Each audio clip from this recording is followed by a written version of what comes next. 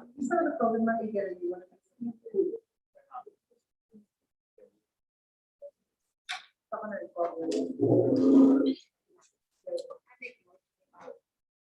I second.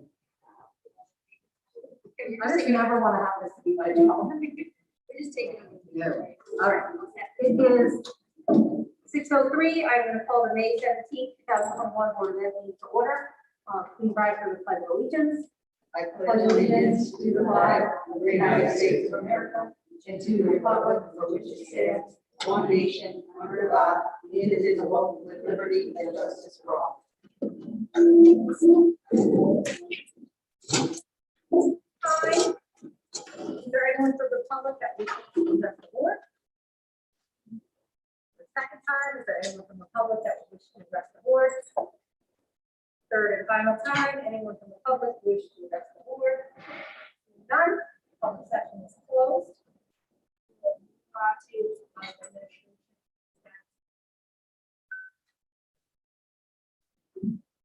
You guys hear? Am I on? Yeah. No, I'm going to reverse the order and call Dana up first and do the, I think it'll be shorter, do the update on the EMT program.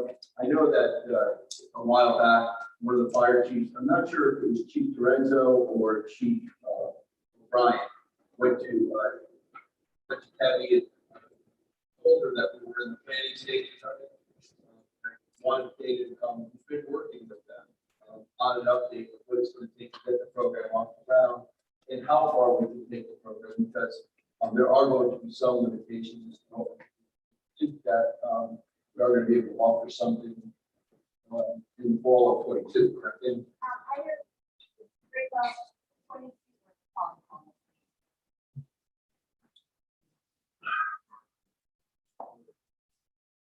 22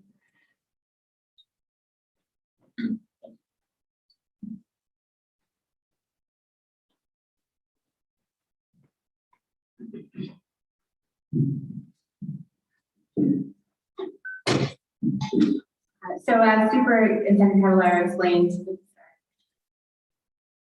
one of the things that we're really working on at West Haven High School is to put some more programs into place. Can you all hear me fine around it? Yep.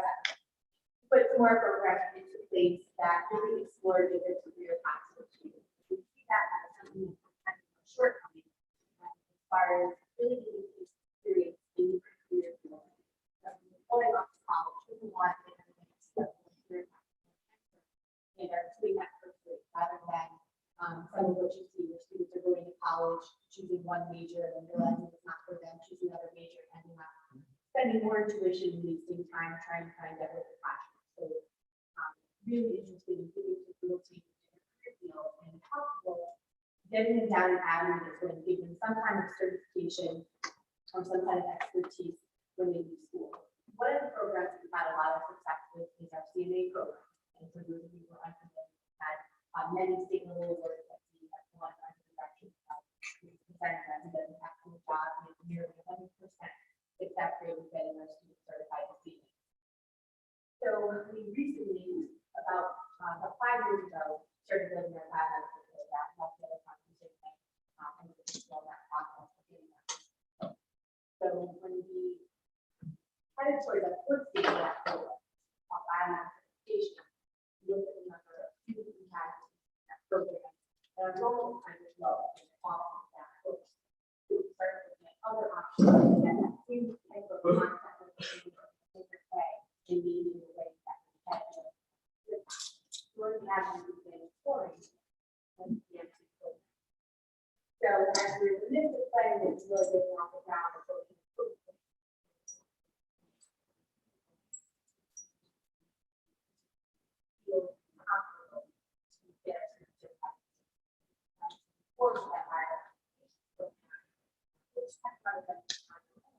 but we really want to now get back into this idea about getting to class.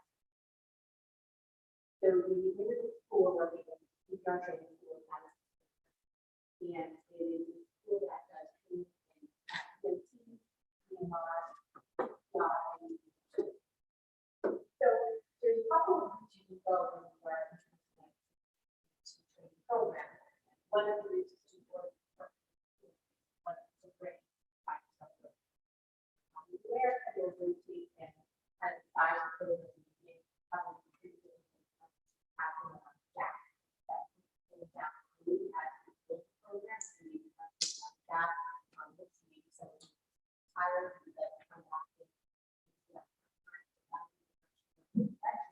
doesn't build the program. So getting all the grants about that program. Last few months. We're looking at it, probably doing a hybrid program. And the hybrid program involves online instruction. And then there is 8 interactive classes a month that we have to do. 12 hours preclinical that we have to do hospital setting, and then there's a bio component that students have to do. Who is supporting this program that they and them with different areas in which you have a number of activities by when that component is go on to the group. And you see at the bottom, discussion about reset program, reset process to then get into institution, whether they get covered. And there's 2 pathways that are students can take. You have to be able to incorporate both pathways. One is EMT and the other is EMR. So EMT is the emergency medical technician that kind of think of, and those are the people who are able to provide triage in the field. 200-hour program in our case that happens over a 24 does require high level of academic ability, motor skills, other things that are required to be able to. There's another certification called EMR, Emergency Responder, where you find motor skills are less, where the curriculum demands are less. So we have students who are very interested in the field, interested in being a first responder, but unable to fulfill the academic obligation of the EMT or unable to fulfill required motor requirements of the EMT with the 100-hour course, which is the first portion of the first semester that EMT course, and then be certified as an emergency medical responder, and those are folks who assist EMT. So they do things that are less hands-on and actual patient. So that would be something that would be feasible for our students who maybe struggle with that EMT course for a number of reasons, but still want to be first responders. Offer both those avenues so that we can offer that to the riders. Dina, if the student chose to do the EMR route first, but realized that, maybe they struggled academically in other areas, but found that they had a very high aptitude for this, would they be able to transition into the other program, or would they have to start over from the beginning? They could transition. Short answer is no. Our plan is to start with the EMT and then if they're unable to fill that need, whatever they want. But the goal would be to get every student for example, myself, I am careful to provide those skills. So as much as I want to find those things that are required, so I would someone that would not be able to do that. So since there are those students who that reason are not good to be start giving them which the EMR is that necessary, probably not to do around, but it is feasible to be around. With the junior year, senior year, So what happens? So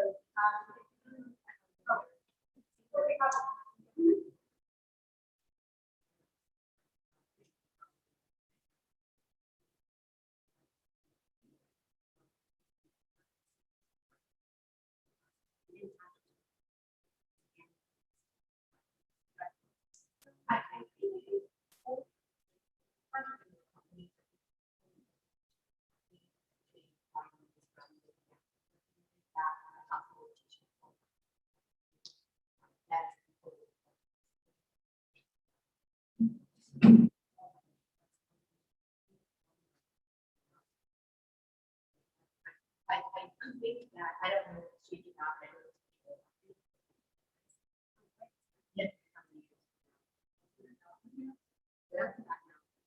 This would be great. Discussion is super. I see the enrollments, how far we can take the kids with the course offerings. and okay, I mean, it's really one.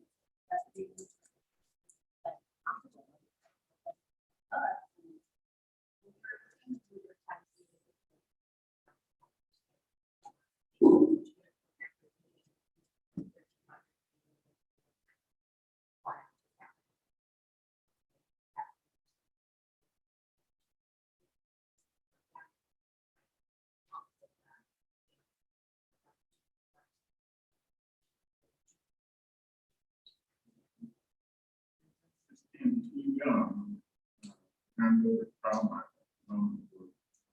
Yeah.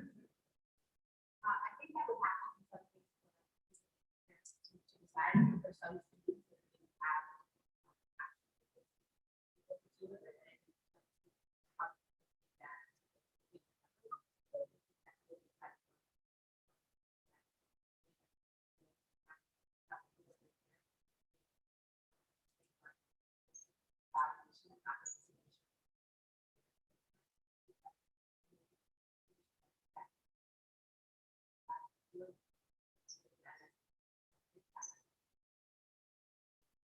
I don't know, but this is for, of course, if you sign up for it, so. Yeah, you know, it's hard. There was a different law. You don't have anyone who's certified.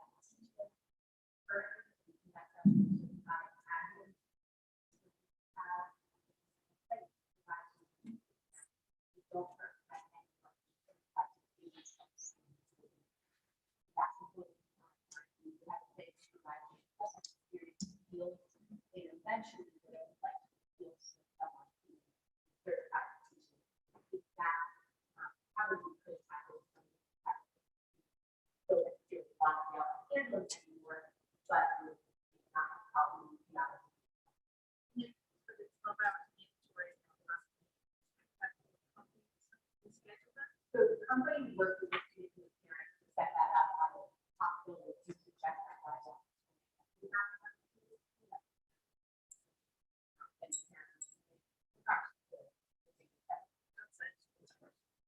I think with our support and also, you know, whatever form reviewed by our board attorney to make sure that, you know, we understand life. I also just wanted to thank, Councilman Hosty and the, Allentown Fire Chief, Nate Escapes for the time, who's kind of gave me the push. Arenzia, thank you. Who gave me a little push to get this program moving forward again, and to, Chief O'Brien for offering his support as well.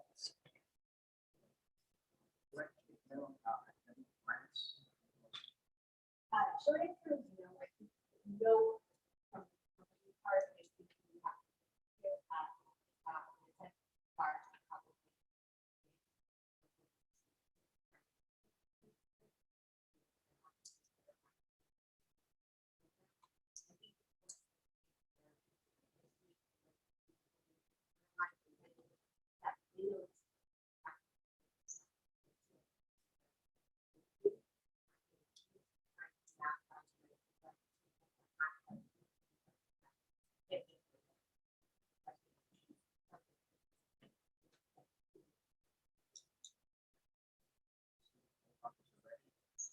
They know that it's something that's in the that I don't know. Coming straight.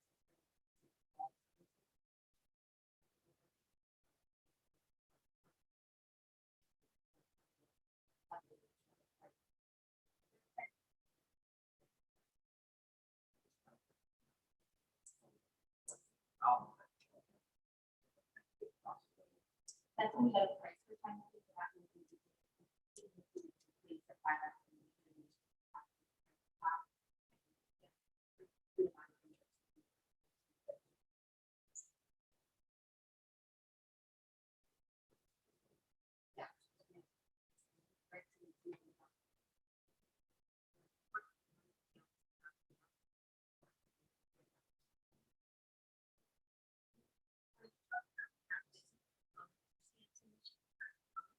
Yes, it is. And I did see, I think it's called Palomar, it's in Britain, it's an aerospace industry, they had actually 4, CNC jobs listed in Richardson, and Milton's always looking for. So that's another thing you might want to explore in terms of, I don't know what they need to have to go work at, but CNC machines are out there. They're also, so kids there, it's a regular tool that they can, so got a couple of them, so that's kind of nice. And the respiration is off the ground. Since rather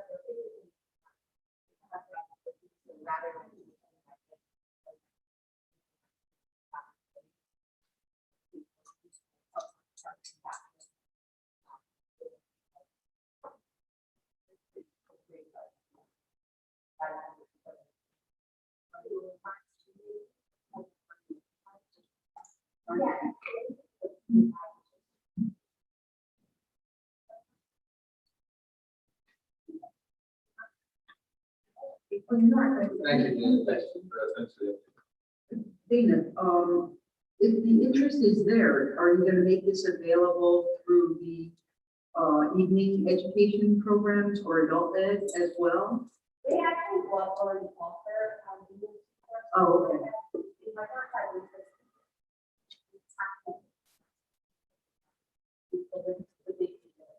Okay. Rosie, you're asking a really good question, though. I just want to expand on that. I think that we should look into more opportunities where we can combine the day school with the night school. For exactly what you're talking about. In other words, maybe teach a trade where we can take it so far during the day and they can take it up at night school. And even allow kids to do some credit recovery. That's something I'd like to explore more. I agree with that, you know. Thank you, Dana. Right, a lot of you, we've been talking about Sr2 and Sr-3 funding. Our team has worked extremely hard, our administrators, Matt, certainly Marissa has spearheaded the effort. And tonight we're going to give you an overview of the programs that we were funded and approved for. There's still some funding left for Sr2. Sr-3, which is the larger amount of $20 million. That's the funds that we are in the process of applying for now. Matt, if you are passing out a breakdown of the budget, Marissa will give you an overview of the program. Keep in mind that as of now, we mentioned this the last couple of board meetings. We are still waiting for final passage of the state budget, which will allow us not to supplant some of our budget. We make more funds available for either programming and or small capital projects.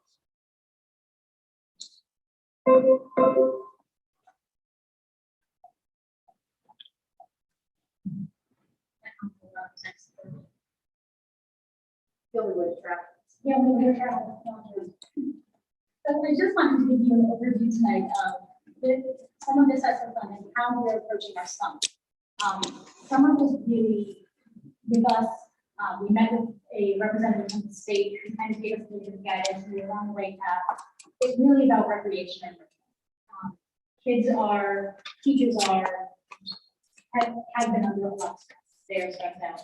What we need is to re-engage students, particularly students who have not been engaged in the school year. So what I want to just do is give you a very brief overview of kind of how we came to the ideas we came to and what our rationale was.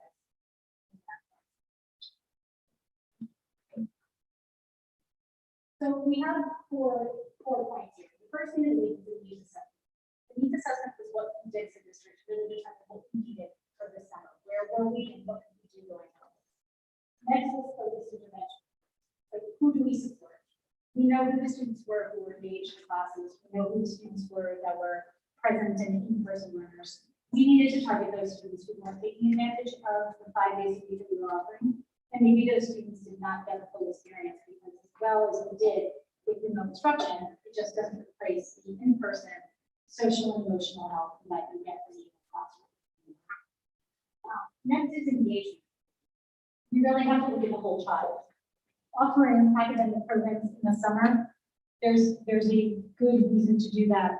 There's a better reason right now to look at what children need to get ready to learn and to be present in the classrooms.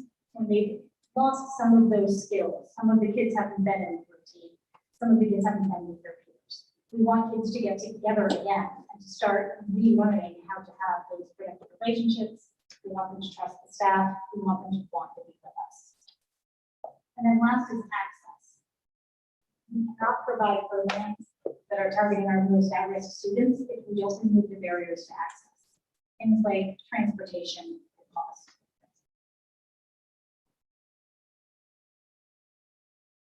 So this is what our needs assessment looks like, and I don't know if you can see those numbers, but when we I looked at the data in November, 37% of our students were in a voluntary opt-out model. Currently, we're at 24%. So with the focus intervention, a lot of it came from, a lot of the administrative leaders who really did very focused and very intentional movement to get back students who knew had been disengaged from learning this year. And it worked. A lot of phone calls home, a lot of feet on the ground. So with getting students back, we at least now have an opportunity to say, where are you? What are your needs? Are they academic? Are they social? If you look at Black Box, what's particularly notable, when you disaggregate our opt-out population, just like the national trends, what we're seeing are English language learners, students that are affected by poverty, and students of color are all overrepresented in opt-outs. These are the populations of students that are not traditionally coming back into school during the pandemic. So these are the populations we want to make a focused effort to get back in and to re-engage. So you'll see the reconnect with students, re-engage meaningful relationships, and reignite a love for learning. That's what we're hoping to do through our efforts this summer. What we really want is students to be happy. We want them to feel welcome. We want them to feel engaged. We want them to feel excited. We are offering a number of different programs that you'll see next. But what we're doing is removing those barriers, like I said, and giving opportunities for those kids who have not been in person or have been inconsistently engaged. High school credit recovery this year will be free of cost. So what we're really looking to do is say to students, we get that this was not a normal year. We get that there were barriers that potentially have to be from engaging and being successful. Here's a clean start. We're doing the same thing for kids that are coming into the high school. We want them to start on a good note. We want kids to come in from Bailey and feel like I have a chance to be successful. Because really, that first transition in, if that's not successful, you're losing ground already. So we're really focusing on making sure that the students are on a path to graduation and they're on a path to a good high school experience.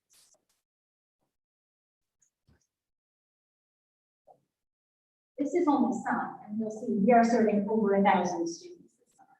And these are all through programs that have a variety of different interests represented. So one of the things that I'm thrilled, and Raphael is here, and she can take a lot of the credit, all the credit, for the work she did to get this up and running. For our English language learners, we have a dedicated academy to get those kids who were not in in-person instruction, not really able to engage in English, in conversational and reciprocity in conversation, into our classrooms with our teachers who are specialists. So that's a really exciting offering that we were able to put into place. One of the other things that we were able to do with the funding and some of the grants is do collaborative models with existing community programs. So the community house is doing a beautiful collaborative with us that's a social emotional literacy focus for behavior. We'll be able to serve at least 80 students through that model. And then you'll see we have the extended school year, which we always offer. There is a STEM forensics academy that we thought would really get some of our kids into the labs. So we have here this beautiful facility and let them get excited and see what we have to offer here. Same with a theater camp. That will be something, we're trying to find what gets everybody engaged. There's a little something for them. There's the academics, there's sports, we have the West Steppers that will have a program. I think we did a really good job of trying to pull from different groups of students and not focus on just one area of interest.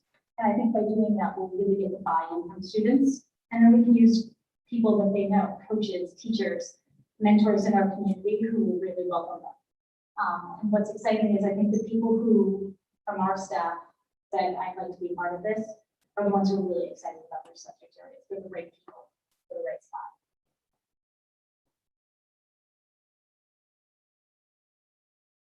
And this is the access piece. I personally feel very strongly about access and equity, and I think that the district has really shown that in this case, we are coming to the table armed with everything we can to remove challenges and barriers.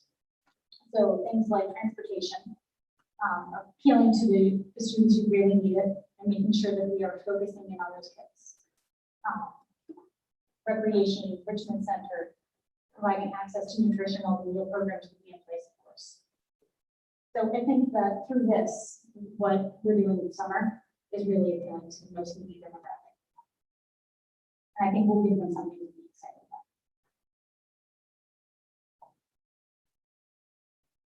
First, I just want you to, you mentioned football and some of the other sports at the high school. I think it's important for the board to understand and to know what strings we're attaching, that we're willing to pay for some of the camps that the kids would normally go to, but So we have Ty Sullivan is running a camp through our school. That's had a very big turnout immediately. You may have seen on Facebook. Already we've gotten, I think, to full capacity. Students took advantage of that. In addition to that, with the sports camps that we're running, we're including our staff here at the high school. But we've embedded in option, a non-negotiable option, but an option nonetheless, to meet with your guidance counselor and to talk about your planned academic study. So not only are you coming in engaging with your peers, you're getting more, getting on our fields, using our athletic complex. You're also meeting with the guidance counselor to say, here's where I am in my program, here's where I need to be. And we're also using the school-based health centers to make sure that you're getting sports physicals. So instead of chasing them down during the school year, we've got everybody on track to start. So that was a way to incorporate the interest with some of the necessity that we have to get kids re-engaged with them. For the athletic activities and recreational activities going to be after the academics? So there's, I think that what they're doing is they're doing a planning program because we have coaches and then other staff that know the kids. They're kind of doing some of that work ahead of time to make sure that the athletics don't happen and then the guidance counselor appointment kind of gets forgotten about, if that's what you're saying. We're making sure that they have a planned program. They need to take advantage of the school-based health center and the guidance appointment in order to engage with the athletic. But the credit program that we're going to be. Oh, yes. Okay, Nothing so, will preclude it. I understand what you're saying, right. The kids will make sure that if they have a credit recovery need, they can also participate in it. thank you. It sounds great. I also really like having activities and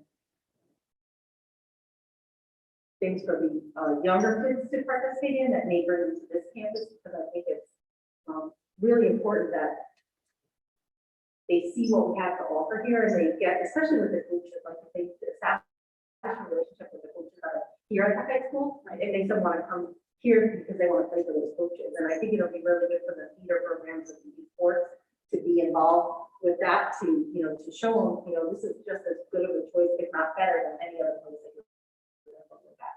When we were thinking about these programs, we were really trying to find a way to bring some of those things that you're saying here to this campus, because we wanted to have pride in what we have here in West Haven. And, we have a gorgeous auditorium, we have beautiful athletic facilities. A lot of these younger kids haven't seen new high school, and they don't know what waits for them in only a couple of years. So if we have the opportunity to get in here and get excited and kind of see the pride on, not only on the staff, but on maybe some of the older students who are here and experiencing it, let's keep the tradition going through. Let's keep our athletes in our programs and have them be a part of something that's, was previously not something they could participate in. This year, we kind of pulled it all together and so made it. Great job. I think that I think if there's more things on here, it's every day. I think this word has gotten out that partnering with people, programs are coming to us. I have a few spots here. There's Chasing for Friends at Camp. We're going to offer some scholarships. There's lots of even smaller programs that are put on here that we're in the middle of setting up just to give kids those opportunities. Again, these are for students who would not ordinarily have the funds to go to something like university camp for a week. Let's give those kids an opportunity and have them see the cares enough to give them an opportunity. Yes, so we have basketball camp is co-ed, West Steppers is co-ed. maybe cheerleading too. Cheerleading is coming in. Soccer, Yeah, that's not good as well. And right now, I know the boys soccer, I think that I don't know that the girls soccer is participating. I believe it's the cheer, the West Steppers, and basketball. Baseball was not listed. I think because we were focusing on some of the students who we knew, we had to kind of look at our demographic of students, and who are the students that we found were not engaged in learning. Sometimes those students were overrepresented in the sport, and we knew that using that sport could get them involved back to the campus. And it just so happened that the sports that we chose really were targeting those students. Football, for example, had probably the highest number of kids who were out on distance learning. Certainly a high need population. That's what we're going. Similarly with soccer, our boys soccer team has a really large English language learners. By incorporating these programs, this we would target both language learners that were not engaged in person learning. You know, I think Jim, you raised a good point, and there's some of you that Chris talked about getting the kids the opportunity to come to high school. This is something that, you know, has been a whole limitation of mine long before COVID.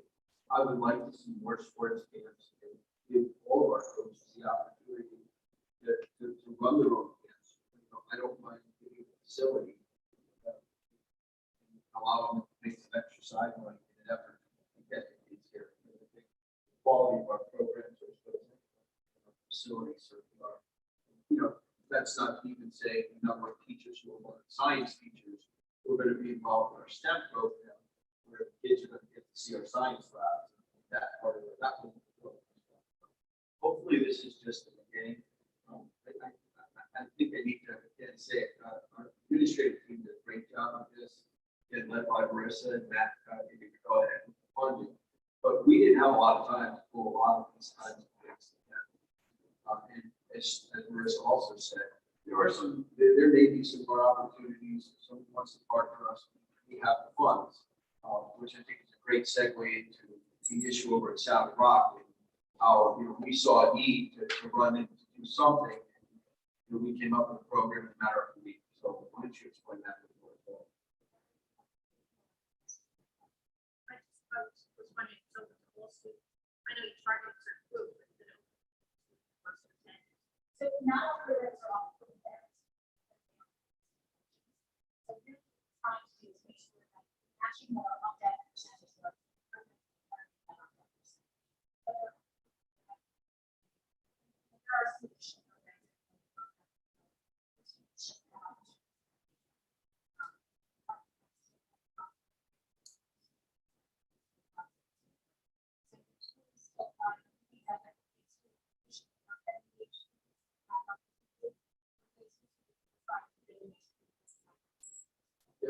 We were concerned that, you know, we would offer certain things that it would be the same parents who always the first of mind, who can always afford to pay. One thing that's not noticeably absent is our street hockey program. Because those are the people that, you know, they know they're waiting all year for that notice to go out. They sign up, they send the checks in, and it's still within the first week. So, but yeah, I think it's something that we can certainly expand on, and if the money's available, we don't mind offering the programs, making our facilities available.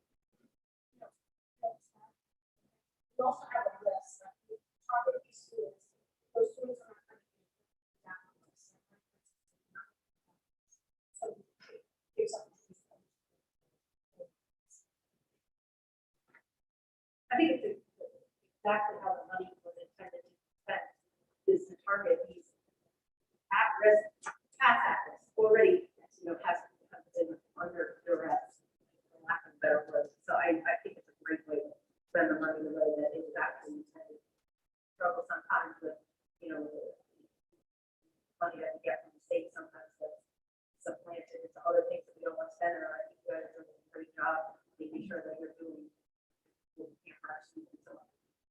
Yeah, the idea is to engage kids. And Mike Boston, who is our, you know, assisted us through the process and helped us come up with some ideas. Says, you know, if we call it summer school, we won't get anybody to call it camp with a lot of people. So, you know, that's the idea, is to make it fun to get people back into the structure.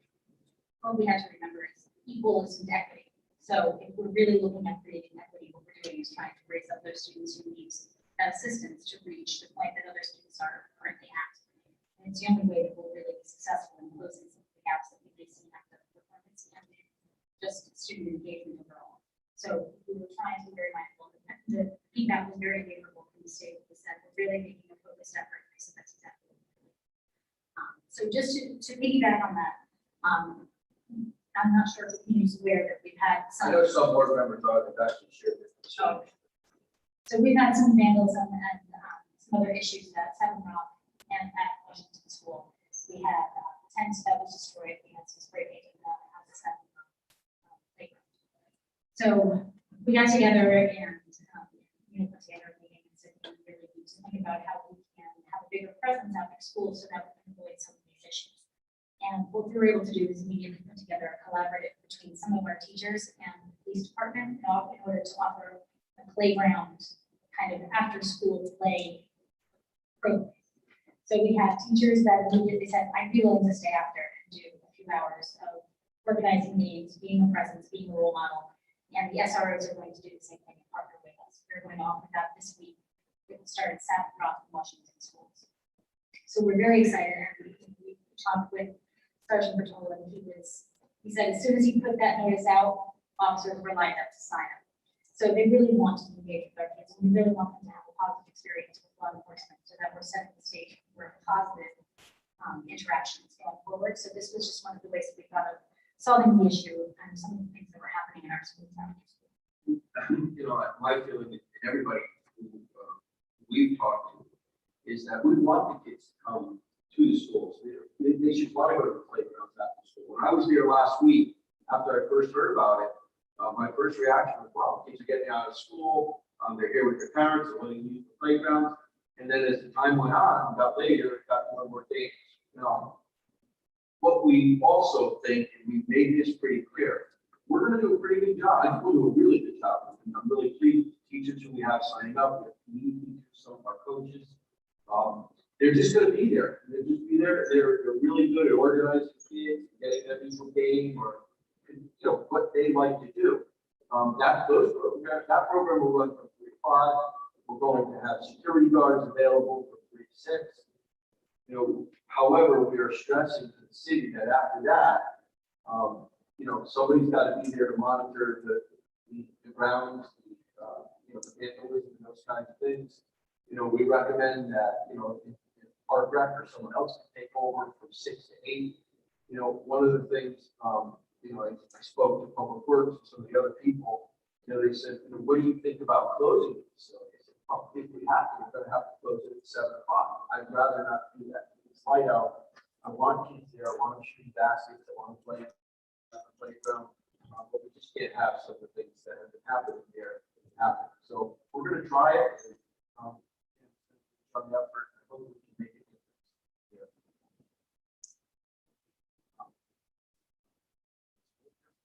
We'll run it through the end of the school year, and then the Park Recs run the day camps. We just have not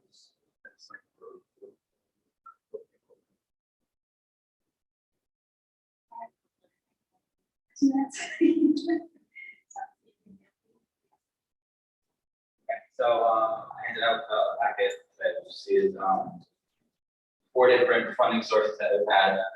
So to start, this was the first coronavirus relief fund that we received in the state of Connecticut. This money has all been spent in accordance with the grant and spent in a timely fashion. So that grant is complete. The second one is the first round of CARES Act funds. This grant is on pace to be spent in full by the end of the fiscal year. The third is the Sr2 funding that we just received approval for. So to go through the budget, first salary 43 full-time equivalent teachers, the $6 million. This is the budget to get us through our budget hole, so to speak, when the governor decided to not fund the Alliance grant increases. We were told to use these funds by the governor to get us to the next 2 years, and this will pay for the years to ensure that everybody who's employed now is still employed by the Board of Education. Addressing learning loss, this is a big topic in all of the grant funding. What this is, we use this money to hire additional staff, to have smaller class sizes, social emotional support, anything to mitigate the learning loss due to COVID.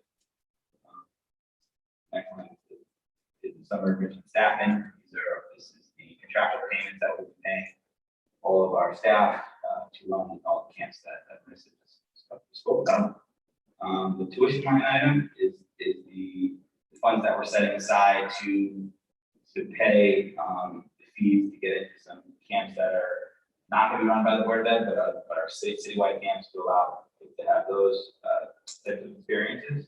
We're also providing transportation to all of our camps free of charge to the student. Supplies, we obviously need some supplies to run these camps. We also set aside some money for HVAC improvements and kind of a second round of what we did to all the schools, bringing the ducks and all that stuff to open the schools this year. And then also we were able to set aside for some additional facility repairs and improvements. So this grant, we could start, since we have been approved, we could start spending money now, but we have to spend the first round of funds before we start spending the second round of funds. And we have till September 2023.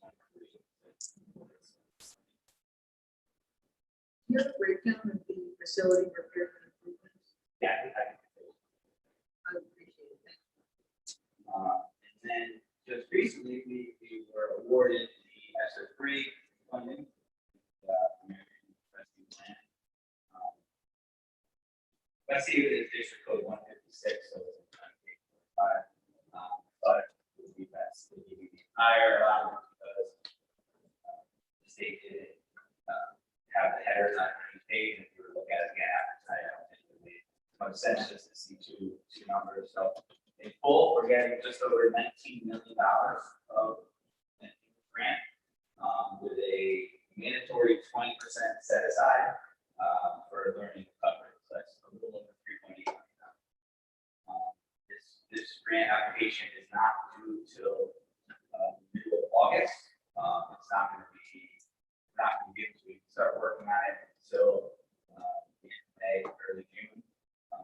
So we regularly with all the principals at the school to see what they like, what they need. Try to address some technology thing, buying meeting boards for every classroom in the district.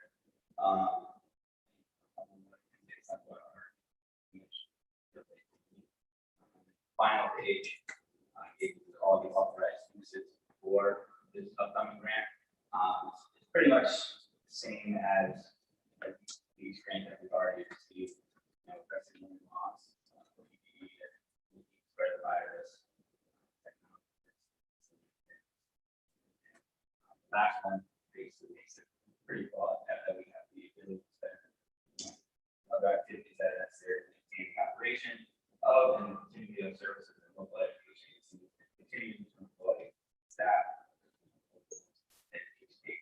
So it's a pretty, we have these grants are very flexible and allow us to do a lot of things that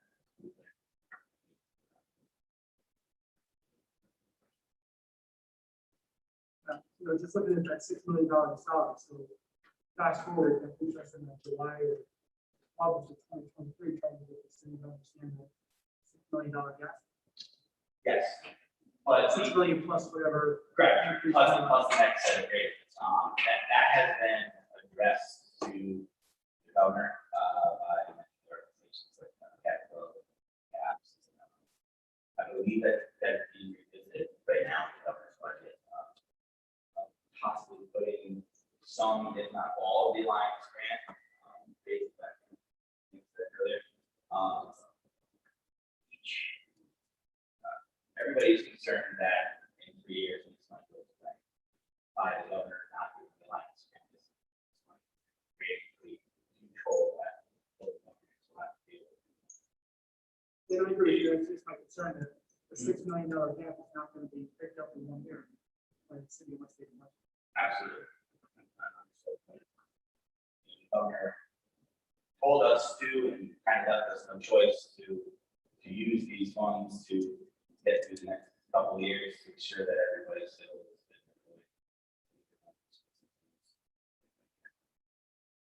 I feel like we say this every year though, with COVID notwithstanding, we talk about using the Alliance grant money. We feel that could go away at any time, with or without, him telling us to use the full money. So I feel like it's not something that should be of a surprise to anybody on the city side when we've been bringing this up since the first time I was on board. That I think we try to remind every single year. I'm not sure the Alliance grant money will just go away, because the first time you were on board, it was a separate grant, like it was like a Title I or IPA. And now they have, put it into the ECS funding. I don't think that money will go away, but I don't think it'll guarantee I'm getting $1.5 million of increases year after year after year. At some point, I think the program is only supposed to be for 5 years. People don't last 5 years. We've benefited from it greatly.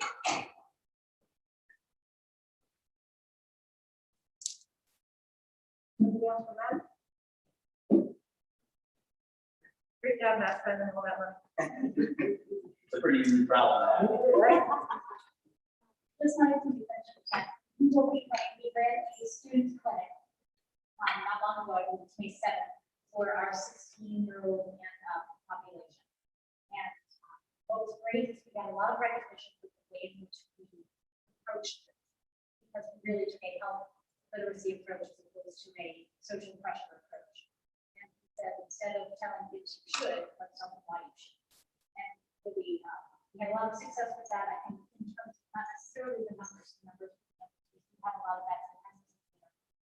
But what we did get was a lot of students engaged around the conversation. And so we did surveys to get interest from students. Why would you get the vaccine, why would you not? And we take care of it. Our medical advisor, Dr. Williams, and she answered the personal questions. And that's posted on our website.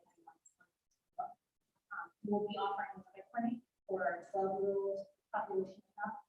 That will also be held here at the high school. We'll be on May 28th. That will be our second dose from the May 7th clinic. And we will be doing the same kind of thing. We'll do a survey of students who want to, get out to look at their students and see where some of that is from. So I just wanted to make sure that we've all heard about the mask guidance changing, and I think we're seeing a lot of questions about how will that affect our schools in function. At the time, the State Department of Education made no addendum that addresses masks. So we're going to just run with doing employing the same strategy. So I just wanted to state its side effect. If we get updated guidance, we'll share that out. Until that point, we'll make sure that everybody's continuing following for that.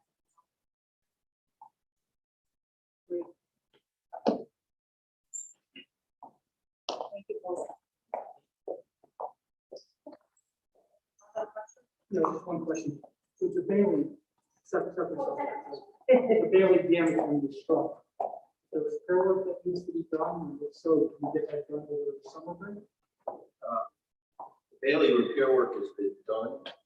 Matt, if I'm correct, Bailey repair work has been done. Yes. The money has been issued to the city from the insurance company for the at-fault driver. Mhm. And I believe they're in the process of processing and making the payments. Correct. I just want to make sure the cafeteria is all set for Yep. the current school. This is my kind of meeting where everybody else kind of does their question. I just wanted to, introduce, Judy is here tonight. She hit the ground running, and one of her first tasks is to start getting ready for next year at our professional development plan. She's worked with our coordinators, and she's going to talk a little bit about it.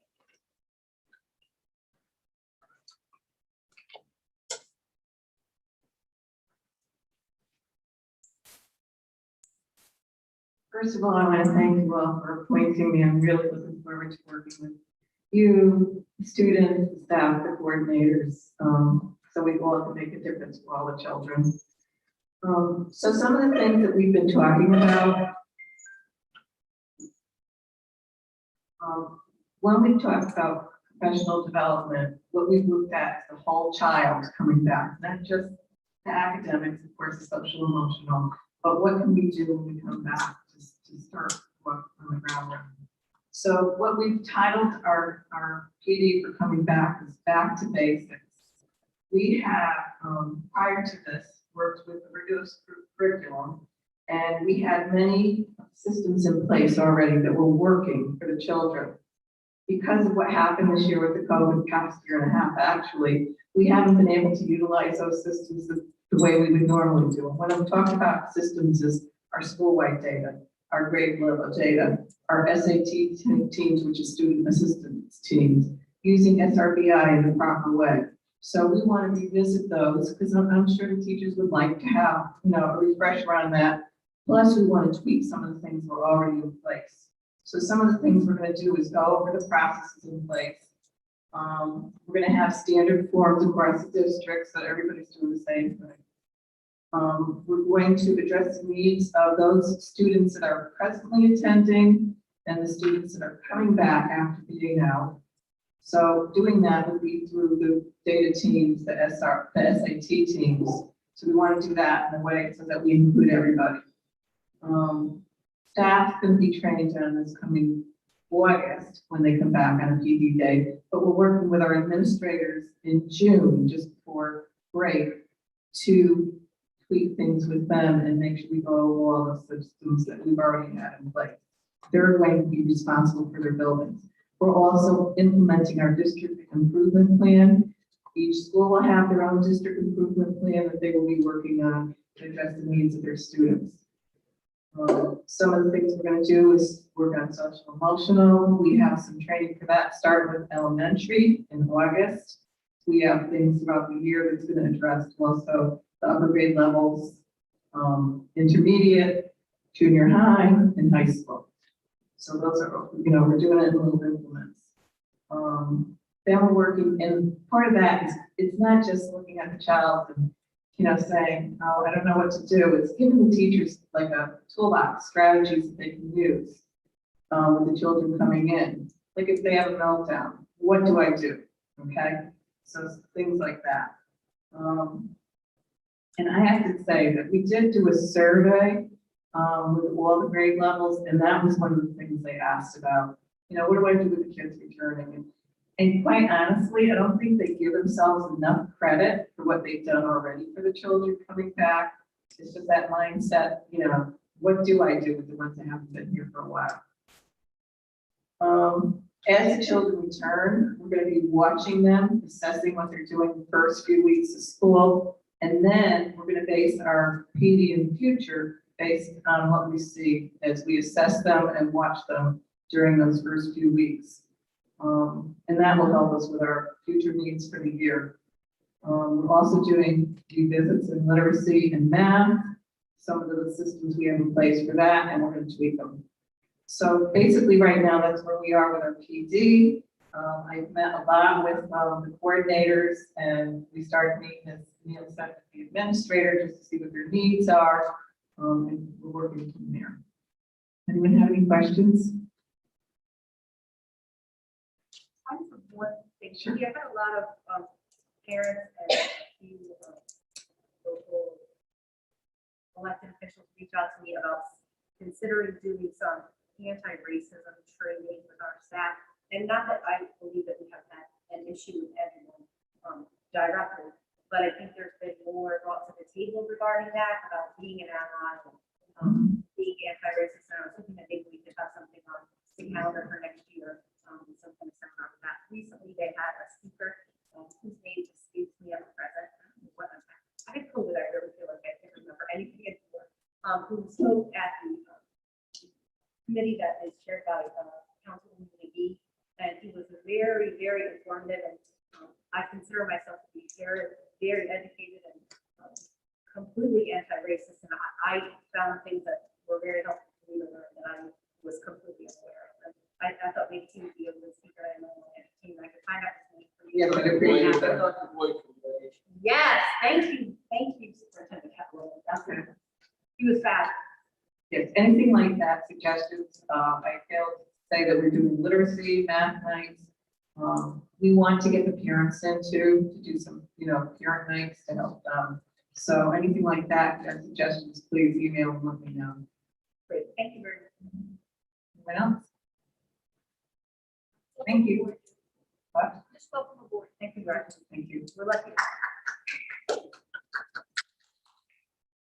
We'll stop applauding after this. Are you all set? I'm all set. Yep, thank you. Hello, ladies and gentlemen.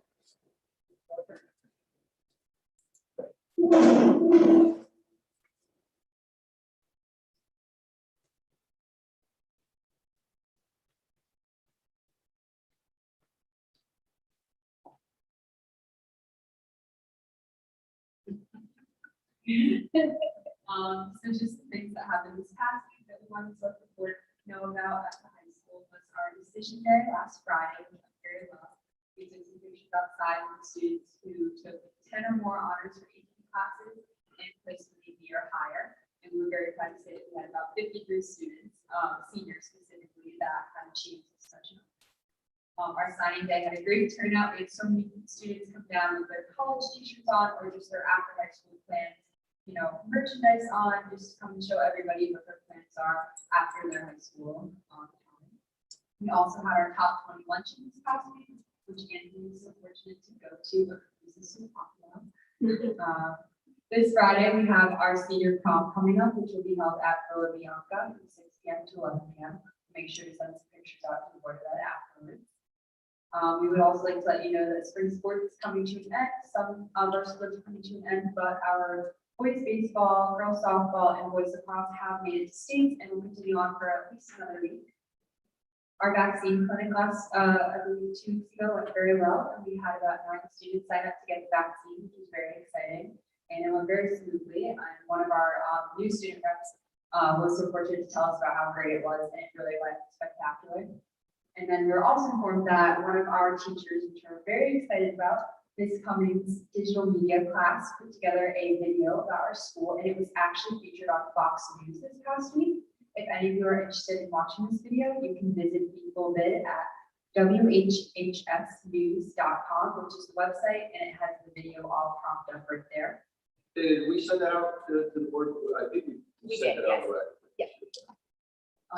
And then one more thing was just on the campus that Mr. Caballero had to speak about. We just thought it would also be a great way for high school students to get involved with volunteering opportunities. And this would be a great way for not only to get the kids involved with the coaches, but also the high school students. I think it's a great mentoring program as well. And I think definitely opening that up to high school students would be a great way to get the volunteer system kind of going through. I believe that's happening in some of the programs. Yeah, I know we do some for soccer and it's really been like great. And it's also great like for recruiting too. If you create such a bond with the kids, I think it'll be a really great program to start. And then our last thing was we did have a vaccine survey the past few weeks. And though it was very helpful, I think for some students, it wasn't as clear as to that there would be somebody there to address the concerns. But as a board of reps, we're going to take care of that, make sure that those are available and somebody will be addressed. Continuing on, senior sports are coming to an end. The team has done a great job with COVID protocols and contact tracing. The school is still offering lifeguard training classes for high school students interested in being lifeguards at the pool or the beach this summer. We have finals week, June 8th to 14th, as well as AP exams starting this week on the college board. And lastly, I want to talk about another project that's going on with guidance. I know myself and Connor Fowler are going to spend a guidance hunters to film like a POV tour of the new high school and all the new buildings. And like we're going to discuss like a lot of clubs and different activities to get involvement. And that'll be good for next year's guidance work studies who are going to be tour guides and don't really know like which parts of the school to highlight and different clubs and sports.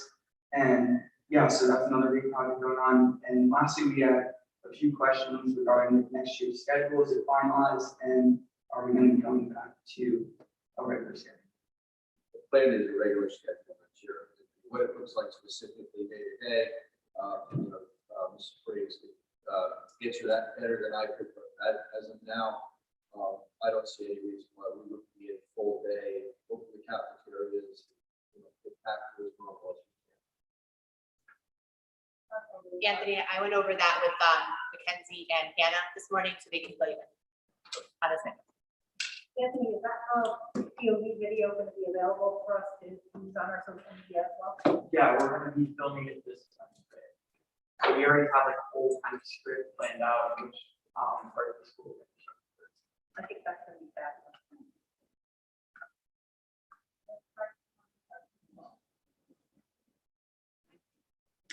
I just want to say thank you to whoever got back to me. Thank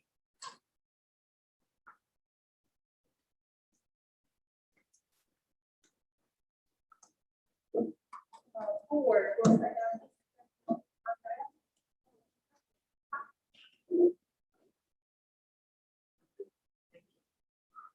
I just want to say thank you, Bob, for going to the top 21. We're doing the day. I really appreciate when you get take time out.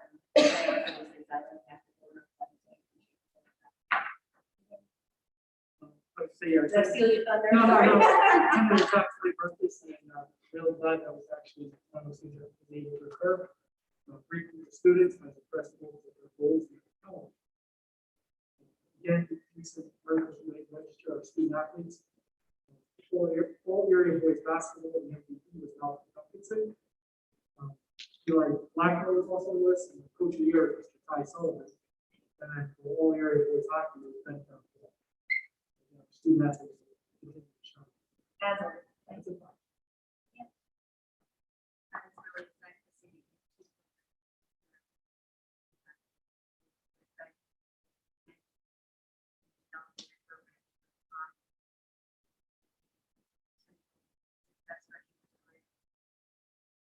It's a great opportunity for some kids that are going to go forward in that direction or any other direction, because it gives them an opportunity to have a job over the summer, and while they're in college, that's going to make really decent money to help pay their bills. So I think that's a fact that it's going to be a fact. Yeah. Not much, just, yesterday, I went to the sales polls. But it will, whatever, I think, by a lot of conversation. So, you know, Yeah, definitely. that's opening up today,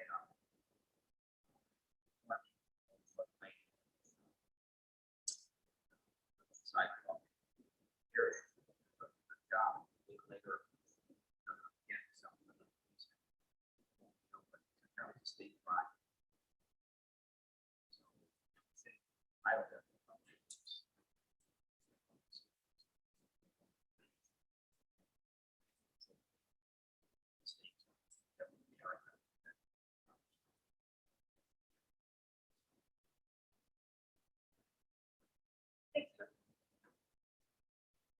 All right, we have D1, approval of minutes.